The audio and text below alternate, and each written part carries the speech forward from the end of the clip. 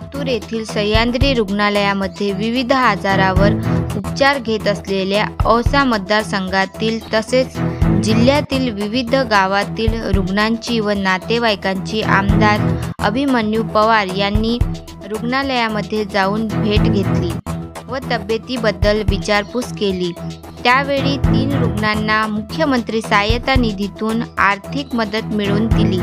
त्यामध्ये विश्वनाथ टिके राहणार गुडखेडा, धोंडीराम भिगोले राहणार डोंगरगाव बोरी, वनमाला टाळकुटे राहणार लातूर यांना प्रत्येकी 1 लाख रुपयांची आर्थिक मदत करण्यात आली व इतर रुग्णांना सुद्धा मुख्यमंत्री सहाय्यता निधी मधून जास्तीत जास्त मदत करण्याचा शब्द आमदार अभिमन्यू पवार यांनी दिला।